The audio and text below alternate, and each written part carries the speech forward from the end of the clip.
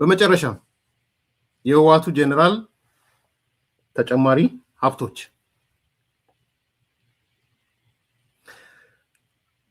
የህወሓቱ ጄኔራል የሀብት ተራራ እስካሁንም ድረስ መነጋገሪያ ሆኗል። የምግበይ ማለት ነው። ይሄ ጉዳይ ዋነኛ አጀንዳ ሆኖ እኔም ካቀረብኩት በኋላ በየሚዲያዎቹም ዋነኛ አጀንዳ ሆኖ ተመልክቻለሁ። አይ ቲንክ ጥሩ ነው የሚመስለኝ።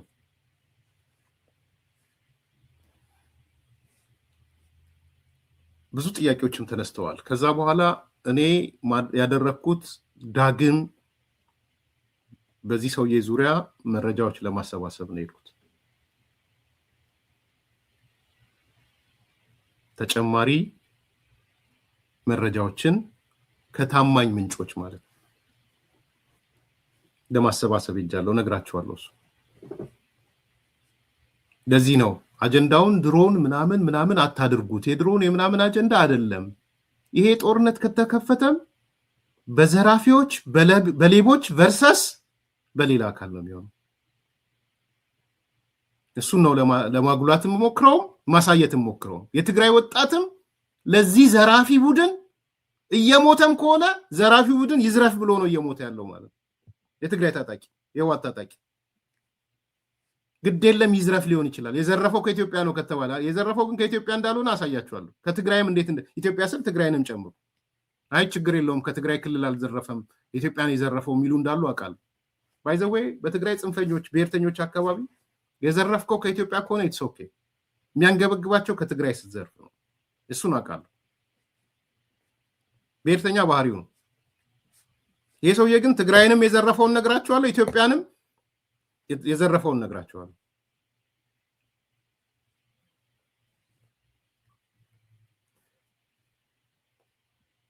እንግዲህ በደንብ ትላንትና ፋውንዴሽኑን አስቀምጬላችኋለሁ በመረጃ በዶክመንት ማለት ነው። ግን ፐርሰናል ወደ ግለሰቡ ስለምንመጣ ይሄ ሰውዬ ከሚሊቴሪው የወጣው 2003 ነው በኢትዮጵያ አቆጣጠር። 2003 ማለት ኦልሞስት እስከ 2008 5 ዓመት 6 ዓመት አካባቢ ነው። ለውጡ 2009 ምንለው ማክሲመም 6-7 ዓመት ነው። ከለውጡ 6-7 ዓመት። አቶ መለስ የሞተው በስንት ነው? 2004 ነው። ጻፉልኝ እስቲ መቼ ነው የአቶ መለስ ሞት? 2004።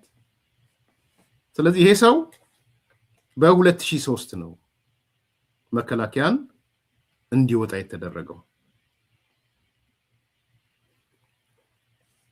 ይሄ ሰው ከዚህ በፊት እንዳነሳ ነው ትላንትና 14 ኩባንያዎች እንዳለው አምኗል። 14 ኩባንያዎች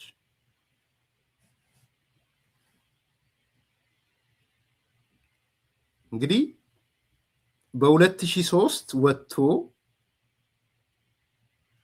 አቶ መለስ 2004 ነው የፕሮጀክቱ አንዱ አካል እሱ ስለሆነ ነው፣ አስተሳሳሪው እሱ ስለሆነ ነው እንዲወጡ የተደረጉ። ከዚህ ከስኳር ከምናም ፕሮጀክቱ ጋር ባላ ነግራቸዋል የተሳሰረ ነገር ስላለው ማለት ናሴ 2004 ነው የሞተው። የሆነ ባለሀብቶች ከሚሊቴሪ ውስጥ እንዲፈልቁ ስለተፈለገ እንዲወጡ ተደርገዋል ከመከላከያው። በግድ አሉ ለሚወጣው ለውጡ አይደለም ባይዘው ያስወጣው ምግበይን ለውጥ ነው ያስወጣው አይደለም። 2003 ነው የወጣው። ሲወጡ ተመልምለው ተመርጠው የሀብት ማማ ላይ እንዲወጡ የታሰቡ አካላቶች ነው የወጡት ከሚሊቴሪ የፕሮጀክቱ አካል። እሱን ከግምት እንድትከቱ ፈልጋለሁ። ቢኮዝ 2003 ነው ለቅ የወጣው። አንድ ሰው ሚሊቴሪ ውስጥ የነበረ ቱ ዘ ማክሲመም ደሞዙ ከ3000 ብር የማይበልጥ ከነ ጥቅማ ጥቅሙ ደን በ5 ዓመት ውስጥ within 5 years 2004 2007 ወይ 2008 በ5 ዓመት ወይ በ7 እሱ እንደሚለው 14 ኩባንያ ሲኖረው አስቡ። ያውም ኢትዮጵያ በምትባል ደሃ ሀገር ውስጥ ማለት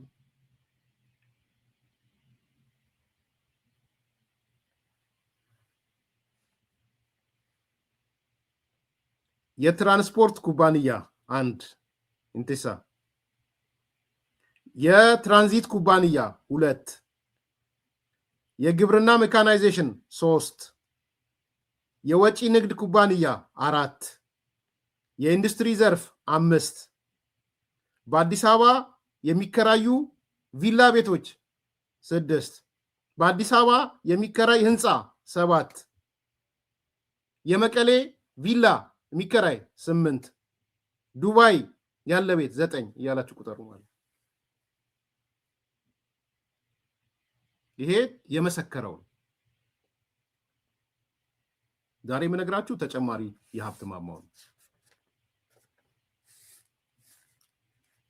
እንግዲህ ይሄ ሰው እኛ ያኔ መረጃውን ስናወጣ እኔ እንደውም ቤቷ ካርታዋ ምኗ ደርሶኝ ታስታውሱ ከሆነ አዲስ ኮምፓስ ነው ብሬክ ያደረገው። ከዛ ሌሎቹ እንደተቀባበሉት ሌሎቹ ካርታውንም እንዳወጡት አስታውሳለሁ። እኔ ካርታውንም አላወጣሁትም ነበር።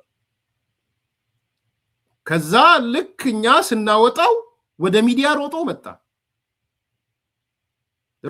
ወደ ሚዲያ ውሸት ነው እኔ ቤትም የለኝም ምንም የለኝም ብሎ ተናገረ። ስድብ ነበር የዛን እኔ ጋር መጣው። አንዷ ጭራቀረሽ ፕሮግራም ሰርታብኛለች። ከዛ በኋላ ንግበይዬ ውበቱ ምኑ ሀብቱ የሆነ ሀብቱ አላለች ውበቱ ጦርነቱ ጀግንነቱ ምናምን ተባለ። ተሰደብኩኝ። ሌሎችም ሰሩት። ከዛ በኋላ በእርግጠኝነት የምናገረው ግን መጀመሪያ ያቀረብኩት እኔ ስለሆንኩ እኔ ነኝ። የሽሚያ እየገባው አይደለም ባይዘው I don't want to ኃላፊነት መውሰድን ለማሳየት ከዛ እንዳልኩት ሌሎቹ ካርታውንም ይዘው ወጡ። እኔ ካርታውን ለጊዜው ደብቄ አላወጣሁት። ከዛ ሰውየው መስተባበል ስላለበት እየሮጠ መጣ። ውሸት ነው አለ። ውሸት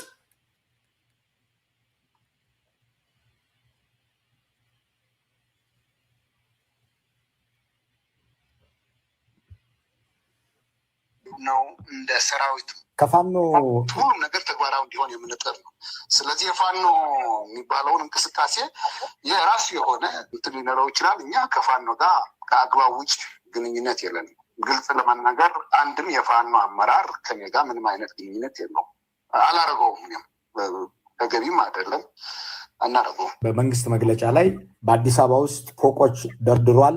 በኢህአዴግ ዘመን በሌብነት ስሙ የታወቀ ነው። በአሁኑ ሰዓትም በዱባይ ቤት ሊሰራ እና ሊገዛ እንደዚህ እየተዘጋጀ ነው የሚል ይዘት ያለው መልእክትም አለ። በእርግጥ በአዲስ አበባ እነዚህ ፎቆቹ ከነበሩ የት አካባቢ በምን ሁኔታ ነው ያሉት? አሁን መንግስት ወርሷቸዋል ወይስ መንግስት አግዷቸዋል?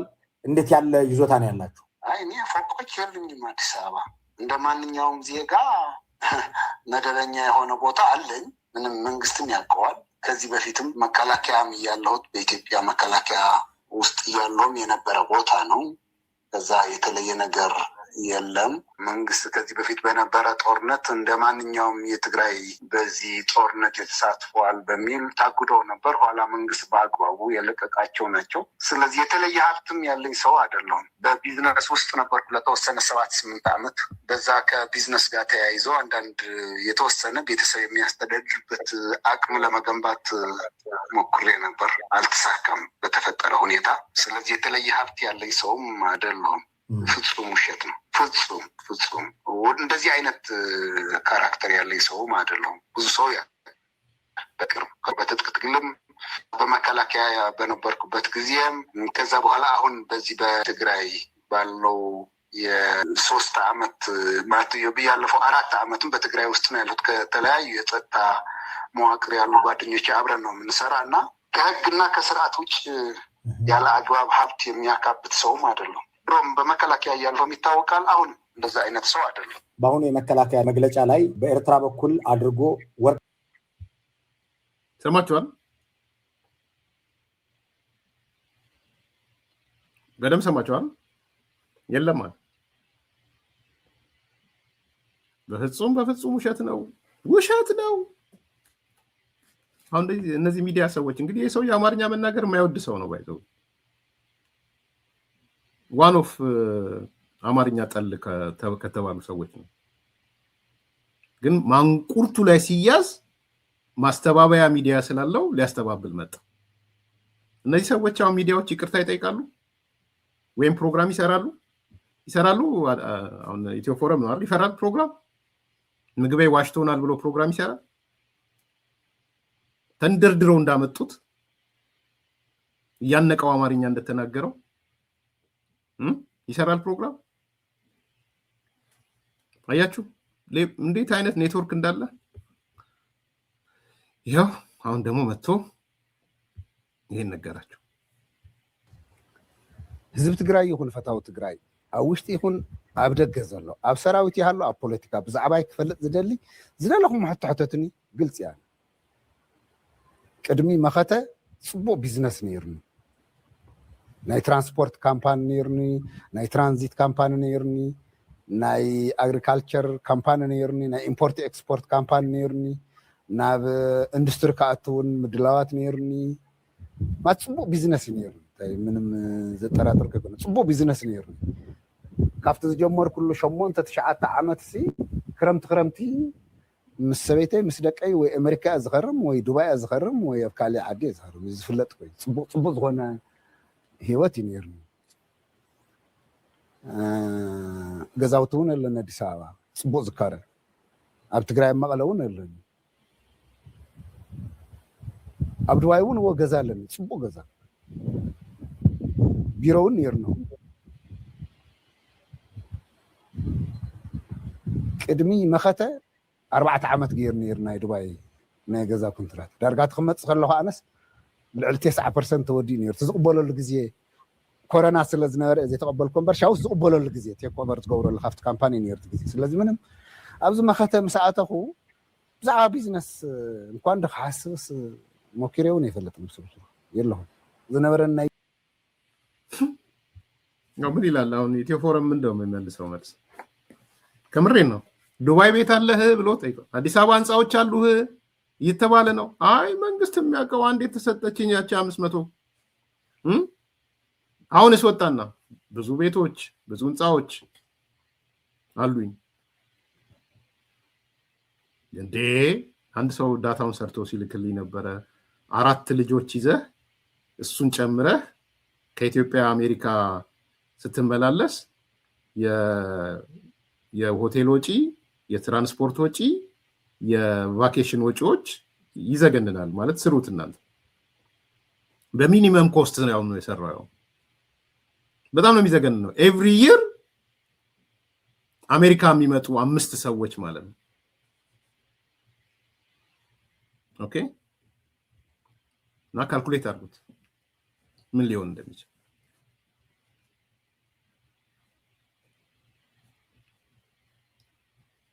በጣም ነው የሚያሳዝነው፣ በጣም ነው የሚያሳፍረው። ደን ይሄን የተናገረን ሰው ነው አሁን ሊደብቁለት የሚፈልጉት። እኔ አንዳንድ ማመስገን የምፈልጋቸው ሰዎች አሉ። እውነት ለመናገር ያኔ የትግራዩ ጦርነት ጊዜ ዋነኛ ከሚዲያዎቹም ጋር አብረው የነበሩ ሰዎች ቦልድ ሊወጥተው እየተናገሩ ነው ያሉት። እኔ እነሱን ማክበር እፈልጋለሁ። እምነታቸው ምንም ይሁን ምን አላቅም፣ የትግራይ ልጆች ናቸው እነዚህ። አሁን ናቲ ብርሃነ የሚባለው ፌመስ ነበር የጦርነቱ ወቅት እንደምታውቁት። በጣም ለትግራይ ህዝብ ብሎ ብዙ ነገሮች በፕሮግራምም ሲወጣ የምታውቁት ነው። The man has been robbing the Ethiopia Tigray taxpayers. Yeah. Multiple manufacturing plants, import-export company, multiple rental properties in Addis Ababa and Dubai, family vacation every year to America. ይሄ መጣው በምርመራ ሳይሆን ራሱን አድሚት ያደረገው በፓርቲ ሚዲያ። ታዲያ የትግራይ ወጣቶች ለዚህ ብላችሁ ነው ወይ የምትሞቱት? No one, not even one, should have lost their lives for these criminals. አንዳንዶች ይህን ስታነቡ ምን ይሰማችሁ ይሆን? ይቅርታ አይ እንትን ነው ድሮን ነው ምናምን ነው ያላችሁ ለምትጨቃጨቁ እንደናቲ ብርሃን አይነት ሰዎች ምን ይሰማችሁ ይሆን? ምንድነው ፊልም የምታረጉት?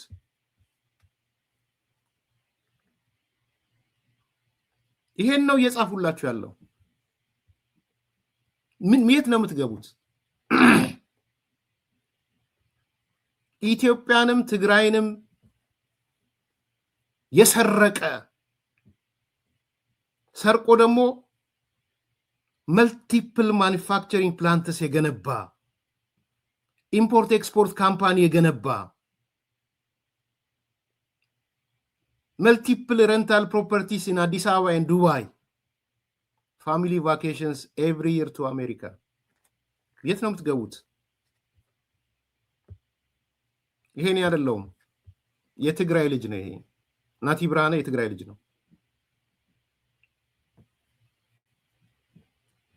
እፈሩ። ጦርነት አታሞ የምትመቱ ሰዎች እፈሩ። ጦርነቱ የሚካሄደው የዚህን ሰውዬ ንብረት ለመጠበቅ ነው የሚካሄደው ጦርነቱ። የትግራይ ወጣት ይለቁ ያላችሁ ጽምዶ ምናምን የምትሉት እንደዚህ አይነት ወንጀለኞችን ወንጀላቸው እንዲደበቅ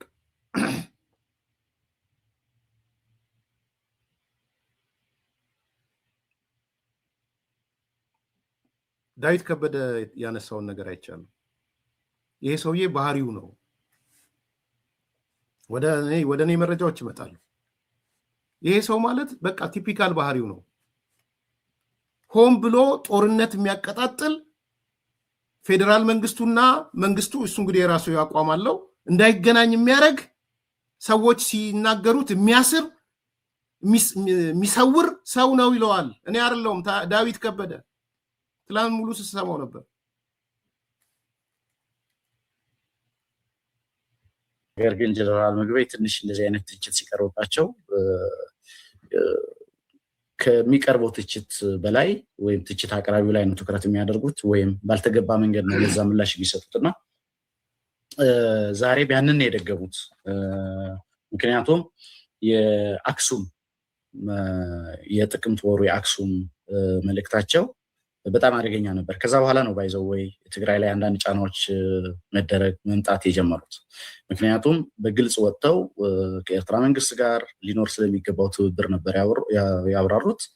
ያ ደግሞ ጽምዶ የሚል ኢቭን በመሀል ሀገር ሚዲያዎችም በተደጋጋሚ በፌደራል መንግስትም በኩል ነገሮችን በጥርጣሬ ለማየት ምክንያት የሆነው ከዛ በኋላ ነው። እንግዲህ ሰጣ ገባው እየጨመረ የመጣው ከጥቅምት ወር በኋላ ነው በነገራችን ላይ እና ያኔ እንደዛ ብለው ንግግር አደረጉ። ከዛ በኋላ አክሱም ጽዮን ላይ ደግሞ አንዳንድ እንቅስቃሴዎች ተደረጉ። በትግራይና በፌደራል መንግስት መካከል ትንሽ ሰጣ ገባው እየከረረ የመጣው ከዛ በኋላ ነው። ጀነራል ምግበይ ያው ቀደም ብዬ እንደገለጽኩት ያላቸው ኃላፊነት የግንባር አዛዥነት ስልጣን እንጂ ትግራይ ከየትኛው ጎረቤት ሀገርና ህዝብ ጋር ምን አይነት ግንኙነት ሊኖራት እንደሚገባ ኦቶሪቴቲቭ በሆነ አይነት አፕሮች ንግግር ሊያደርጉ አይችሉም። በወቅቱ ይህንን ተችተናል። ተመልካቾች እንደምታስታውሱት አክሱም ላይ አክሱም ሐውልት ፊት ለፊት ከአክሱም ጽዮን ፊት ለፊት ሆኜ ነው ይህን መልእክት ማስተላልፈው ብለው ነበር አጽንኦት ሰጥተው እንደዛ ያደረጉትና ምን ማለት ነው እንደዚህ አይነት መልእክት ማስተላለፍ ምን አስፈለገ ብለን ነበር ትችት ያቀረብ ነው። ከዛ በኋላ ግን ያው የሄዱበት ርቀት ነበር። እኛ ያንን ትችት ባቀረብን ሰዎች ላይ ያው አሁን በዝርዝር መግለጹ ጊዜው ላይሆን ይችላል ተገቢ ያልሆነ አይነት አካሄድ ነበር የተከተሉት። ከዛ በኋላም ለምን ተቻለው ብለው አክቲቪስቶችን እስከ ማሰር እስካሁን ድረስ የት እንዳሉ የማይታወቁ አክቲቪስቶች አሉ እሳቸውን በመተቸታቸው ምክንያት የታሰሩ። እሱም በተመለከተ ዜና በመስራታችንም ጭምር ያው ለምን እንደዚህ አይነት ትችት ቀረበብኝ በሚል እኛን ለማጥቃት የሄዱበት ርቀት አሳፋሪም ነው ወሬኛም ነው። ምናልባት ጊዜው ሲደርስ የምናቀርበው ነው የሚሆነው። ለማንኛውም ጀነራል ምግበይ ከኃላፊነት አንጻር ብዙ ጊዜ እንዲህ አይነት ስህተቶች ይሰራሉ። ይሄ ለማንም ያለመታዘዝ ከኔ በላይ ማንም የለም የማለት አይነት ማን ነው እኔን የሚተቸኝ ማን ነው እኔ ምን ማድረግ እንዳለብኝ የሚነግረኝ አይነት አካሄዶች ይከተላሉ። ለማንኛውም እስኪ ከዚህ መሸጋገሪያ ሙዚቃ በኋላ ይበቃል ማለት አንዳንዴ ተጋሩ ከተጋሩ ጋርም ሲያወሩ ጥሩ ነው ብዬ ስላሰብኩ ነው። ከዳዊት ጋር መስማማባቸው ነጥቦች አሉ፣ ማልስማማባቸው ነጥቦች አሉ። ዳዊት ሐሳብ ያለው ሰው ነው በነገራችን ላይ ባይኖረውም አላመጣውም። ግን ምንስማማበት ማንስማማበት አለ። እዚህ ጋር ግን በጣም ኮር ፖይንት ነው ያነሳው ዳዊት። በየትኛው ስልጣኑና በየትኛው አውቶሪቲው ነው ስለ ጽምዶ የሚያወራው፣ ስለ ሻቢያ የሚያወራው፣ ስለዛ መንግስት የሚያወራው? የአንድ ግንባር ኃላፊ ነኝ ተብሎ የተመደበ ሰው በምን እንትኑ ነው? ይሄም እንደሚያመላክተው ጀነራል ታደሰ ወረደን ንቆታል፣ ሌሎቹን ንቋቸዋል። ያ ነው እኮ የነገራቸው ያለው ዳዊት ምን ያህል እንደናቃቸው ሌሎቹን ነው የሚያሳየው። እሱ ብቻ አይደለም፣ ይሄ ሰውዬ ካለ ሐሳብ የተለየ ሐሳብ እንኳን ብታነሳ ታፍነህ የገባበት ቦታ ይጠፋል። የራሱን አልተናገረም፣ መቼ እንደሚናገረው አላውቅም። ዳዊት ካለፈ በኋላ ጅብ ከሄደ ውሻ ጮኸ እንዳይሆን እሰጋለታለሁ። ምንድን ነው ያደረገ?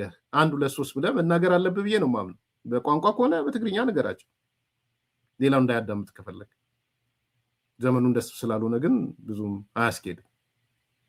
ግን ምንድን ነው እያደረጋል ይሄ ሰውዬ? ተቃውሞ እንኳን ካሰሙ ያፍናል ነው እኮ እያለ ነው። አፋኝ ነው እያለ ነው ያለው። አፍኖ ያጠፋቸው ሰዎች አሉ ነው። እውነት ነው የለም? እንደኛን እኮ $6000 ወሰደ ኤርሚያስ ምናምን ወሰደ ሲለን የነበረው ሰውዬ እኮ እኔ ፍትለ ምናምን ብዬ እኮ አፍታይ ነው ምናምን ወጥቻለሁ፣ ጽፌለታለሁ። አፍኖ እኮ ያስገባበት ቦታ አይታወቅም። አንድ ሰሞን በየሚዲያው የሚዲያ ጀግና ሆኖ ነጭራ ቅረሽ ምናምን ጋር መጥቶ ሲሰድበን ገንዘባችን ኪስ በየወሩ $6000 የኢትዮጵያ መንግስት እየከፈለ እንደሆነ የነገረን ለኔ ለምናምን ስም ጠርቶ 6 ነው 5 ሰዎች ጠርቶ አስተባባሪው እኔን አድርጎ ከዛ በኋላ በየሚዲያው 6000 ሲባል እኮ ነበር። ግን እኔ ኢትስ ኦኬ እሱም ከሆነ ቫልዩ አለኝ ማለት ነው። $6000 መንግስት እኔ በወር ባሰራው $6000 ከፍለዋለሁ ብሎ ቫልዩ ሰጥቶኛል። አልከፋኝም፣ ባይዘው አልከፋኝም። በወር 6000 ዋጋ አለኝ ማለት ነው። $6000 ዋጋ አለኝ ማለት ግን ምንድነው ወጥቼ ይሄ ነገር ትክክል አይደለም፣ ለምን የሚታፈነው?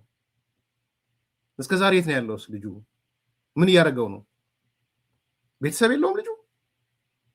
ታደሰ ወረደ አይጠይቅም? ነጭራ ቀረሽ አይጠይቁም? ሌሎቹ አይጠይቁም? የት ገባ ብለው?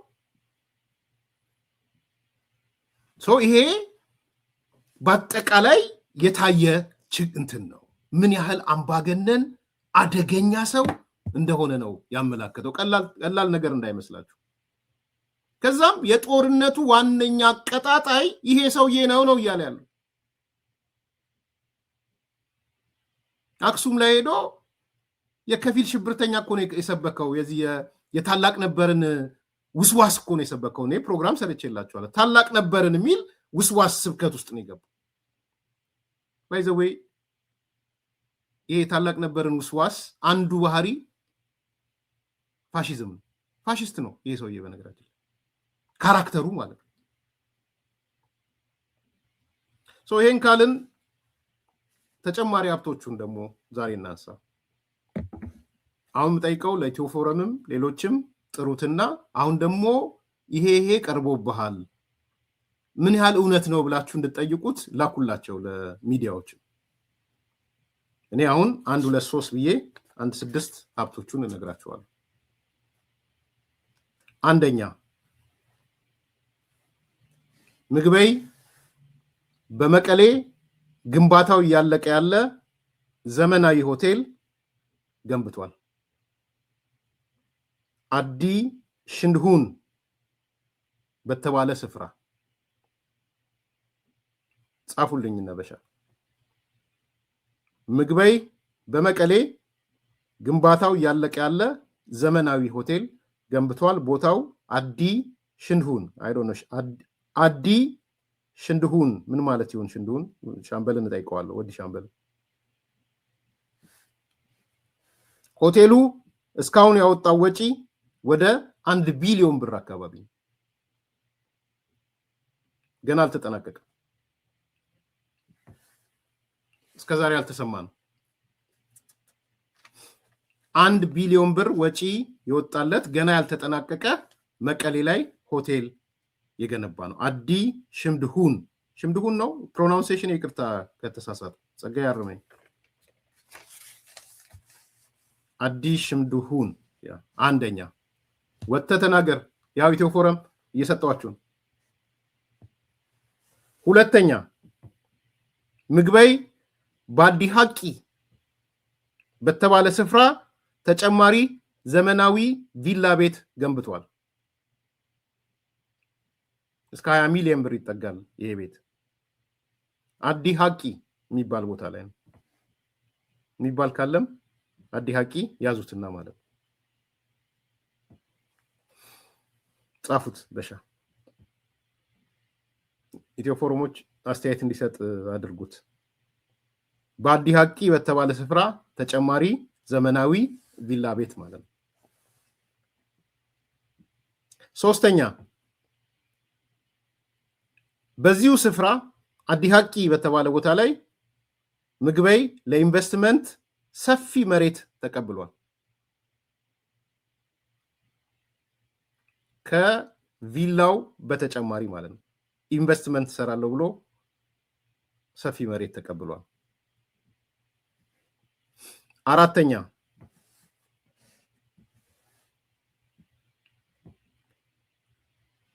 ምግበይ በአክሱም ከተማ በ1200 ስኩዌር ካሬ ሜትር ያረፈ ዘመናዊ ህንፃ ገንብቷል።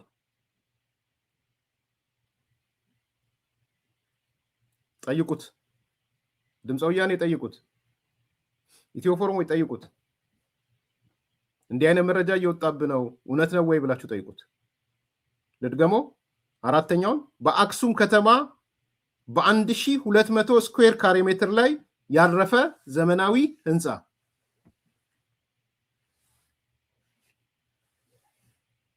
አምስተኛ ከዱባይ በተጨማሪ በአሜሪካን ሀገር ትልቅ ይሄ ሃውስ የሚባል አለ። ሃውስ ነው የገዛው አሜሪካን ሀገር በካሽ ነው የገዛው።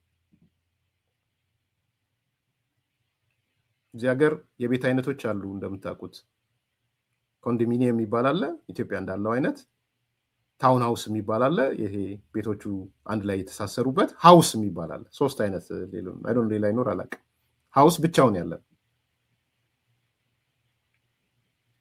ስለዚህ ከዱባይ በተጨማሪ በአሜሪካን ሀገር ሃውስ ነው የገዛው ራሱን የቻለ ቤት ማለት ነው። ቁረጡና አሰራጩት በቲክቶክ ፈቅጃለሁ። በካሽ ነው የገዛው። እዚህ ሀገር ታውቃላችሁ በክሬዲት እና በካሽ ደግሞ ይባላል። ለምሳሌ በእያንዳንዱ ሰው በብዙዎቹ ሰዎች እኛን ጨምሮ በክሬዲት ነው የምንገዛው።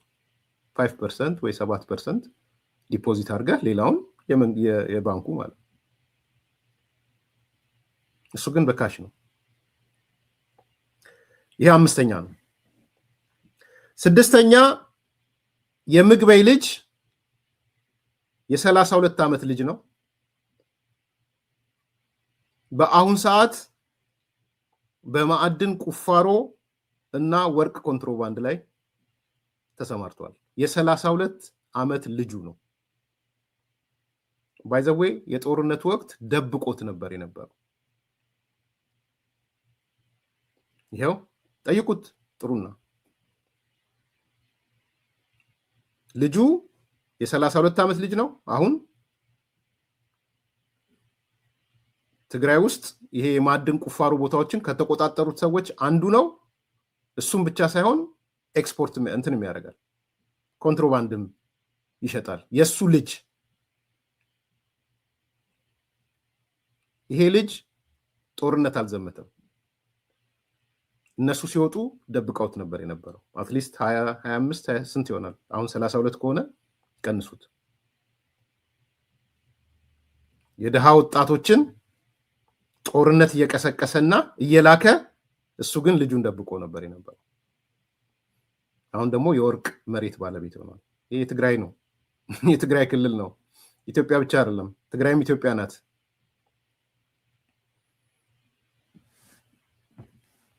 ስድስት አይደል? ከዛ ትልቁ ጥያቄ ያነሳሁት እኔ ይሄ ሰውዬ እንዴት ሆኖ በ5 እና 6 ዓመት የዚህ ሁሉ ሀብት ባለቤት እንዴት ይሆናል? ምንድነው ምንጩ? መነሻ ካፒታሉ ከየት ነው የመጣው? እቺ ናት ቁልፏ። ዛሬ የምነግራችሁ 7ኛ በሏት ከፈለጋችሁ። የምግበይ ሀብት መነሻ ከየት መጣ? ጀነራል ነበር። 3000 ብር አይበልጥም የጀነራል ደሞዝ በወቅቱ። አሁን አይደለም። ሚሊቴሪ ነው። በዛ ላይ የቤት ወጪ አለ፣ ልጆች አሉ፣ ትምህርት ቤት አለ። ኦኬ፣ ቤት ኪራይ ከፍል ይሆናል። እኔም ማቃቸው ኮሎኔሎች፣ ጀነራሎች አብሬ ኖሬያለሁ። ወር አልደርስም ብለው ፔሮል ሲወስዱ አውቃለሁ። የዚህ ሰውዬ ሀብት በአንዴ ሰማይ የተተኮሰው በምን ምክንያት ነው? መነሻ ሀብቱ ከየት መጣ? ይሄ ነው ትላንት ስቆፍሬው አልኩት ማለት ነው። አስተማማኝ መረጃ በዚህ አጋጣሚ በጣም በጣም አስተማማኝ ኮንፊደንሻል የሆነ ነው የምነግራችሁ።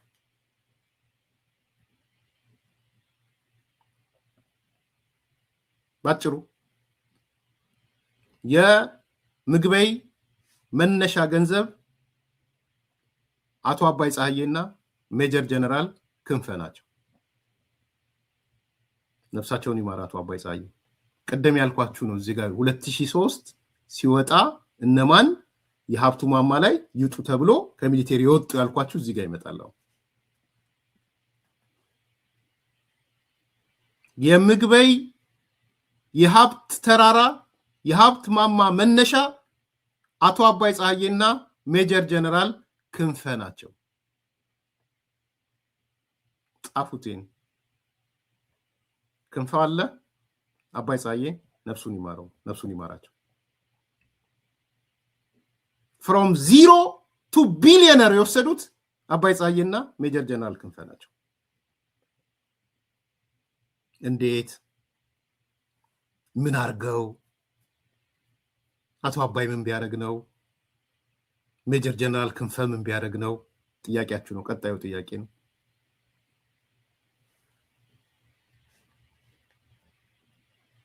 ያለምንም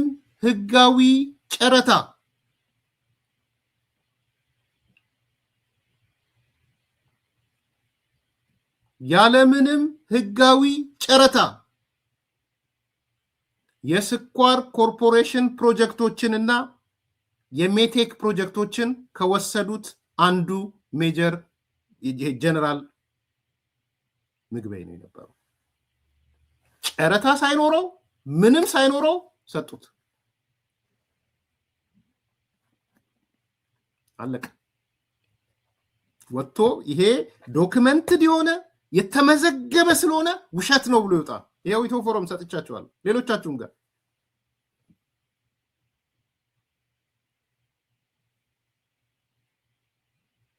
አቶ አባይ ፀሐዬ እና ሜጀር ጀነራል ክንፈ ዳኘው የሜቴክ ኃላፊና የሹገር ኮርፖሬሽን ኃላፊ ማለት እምጭጭ ያለችው ስኳር ፋብሪካዋ እነ ምግበይ ኪስ ውስጥ ገብታ ነው። በህይወት ስለሌለ አቶ አባይ ፀሐዬ ላይ ጠየቅ ይችላል። ዶክመንቱ ግን አለ። ይሄ ዶክመንት ደግሞ በፌደራል ደረጃ አለ። በዚህ ብቻ ባጣራውት ከ800 እስከ 900 ሚሊዮን ብር አግኝቷል ምግበይ። ከ800 እስከ 900 ሚሊዮን ብር የዛኔ የነበረውን ብር አሁን እንዳታወዳድሩ 20 ምናምን ብር ዶላር በነበረ ሰዓት ውጣና ይሄ ነው። አያችሁ እንዴት ነው from zero to hero የሄደው? ማንም ኢትዮጵያ ውስጥ ቢለፋ የፈለገ ካሊበር ቢኖረው የቢዝነስ ማይንድ ቢኖረው በአንድ ጊዜ ይህን ያህል የሀብት ተራራ ላይ ሊወጣ አይችልም። በ5-7 ዓመት ያውም ሚሊቴሪ ውስጥ የቆየ ሰው ቢዝነስ አልተማረ፣ ኢንተርፕረነር እንትኖች ነገር አልተማረ። ስለዚህ የተደረገው ምንድነው ግራንድ ፕሮጀክቶች ተባለና ትልቁ ግራንድ ፕሮጀክት ስኳር ፋብሪካ ነው ተባለ ሜቴክ ይሰደው ተባለ ሜቴክ ላይ ክንፈ ዳኘው ተቀመጠ ስኳር ፋብሪካው ላይ አቶ አባይ ፀሐዬ ተቀመጠ ከዛስ ለምንጣሮ ለፕሮጀክቶቹ ለምኖቹ ያለ ጨረታ ለማተሰጠ ለነ ምግበይ ውሸት ነው ብሎ ይወጣ ይው ያቀረብኩ ነው ኢትዮጵያ ሀገሬ ሞኝነሽ ተላላ የሞተልሽ ቀርቶ የገደለሽ በላ ማለት ይሄ ነው ስንቴ እንደምትገላት ባናቅም ማለት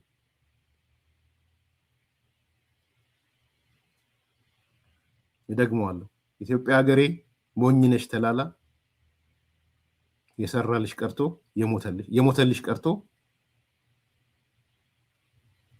ሙሉት ይሄ ነው ወሳኙ ነገር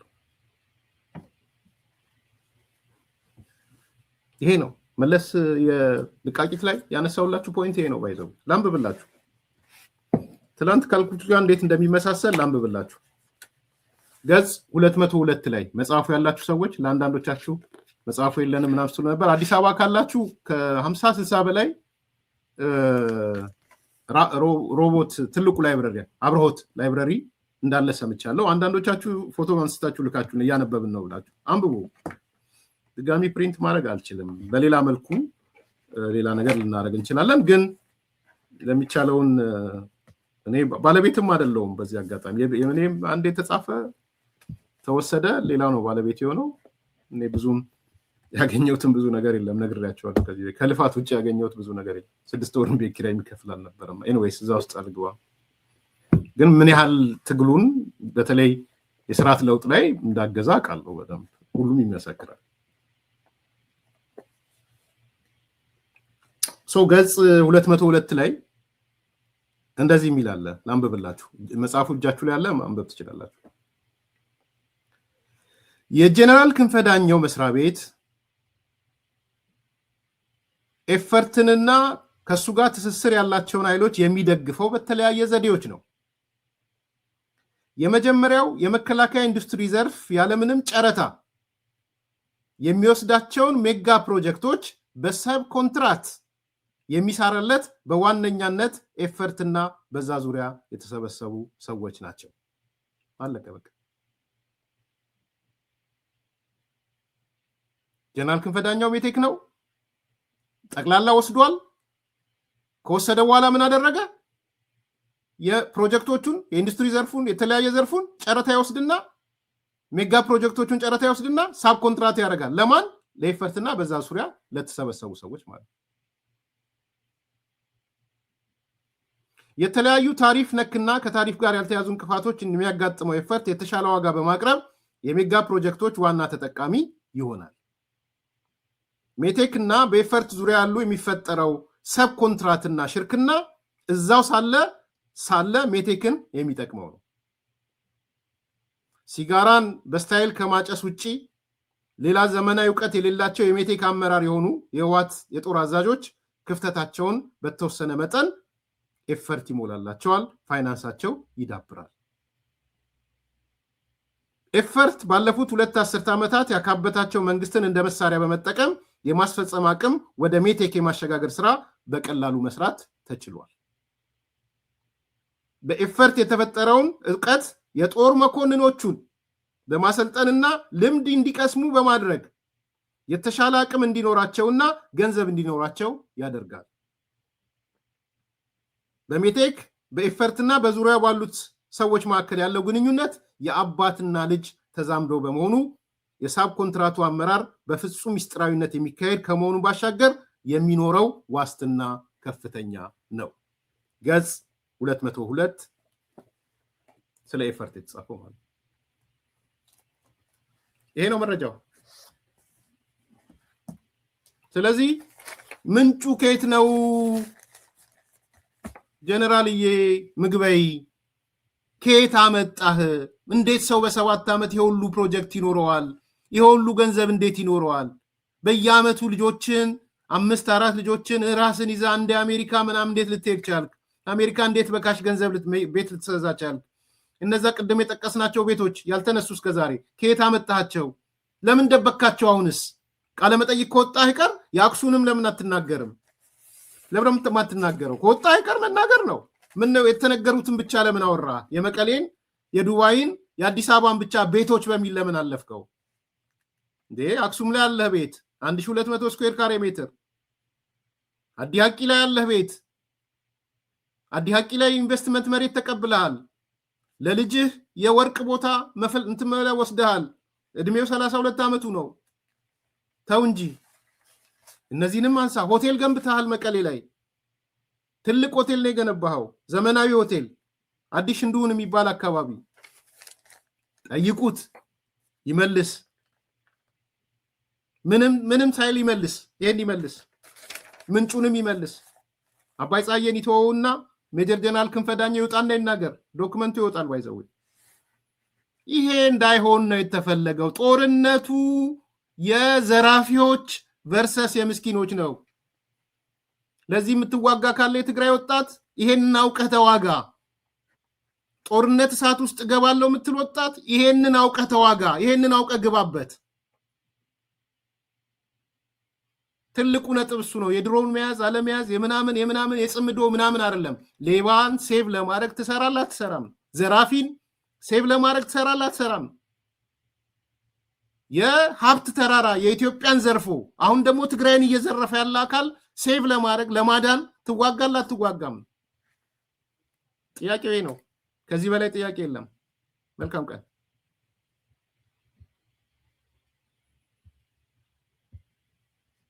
አራዳ ፓርክና ወዳጅነት ፓርክ መካከል አፓርትመንቶች እንዲሁም ለንግድ ተመራጭ በሆነው በመሃል ተክለ ሃይማኖት የንግድ ሱቆችን ይዘንሎት መተናል። ቤተ መንግስት አቅራቢያ አራዳ ፓርክ ፊት ለፊት ከ30% እውነተኛ ቅናሽ ጋር በካሬ በ73500 ብር ብቻ ከባለ 1 እስከ ባለ 3 መኝታ አፓርትመንቶችን ከሜሪትስ ፕሮፐርቲ ይዘንሎት ቀርበናል። በጥሬ ገንዘብ ለሚከፍሉ 30% ቅናሽ የተደረገባቸውን ባለ 1 መኝታ በ3.6 ሚሊዮን ብር አጠቃላይ ክፍያ፣ ባለ 2 መኝታ በ6.9 ሚሊዮን ብር አጠቃላይ ክፍያና ባለ 3 መኝታ በ9.5 ሚሊዮን ብር አጠቃላይ ክፍያ አቅርበንሎታል። እንዲሁም ከ10% ቅድመ ክፍያ ጀምሮ በ3 ዓመት የግንባታ ሂደት እየከፈሉ የቤት ባለቤት ይሆኑ።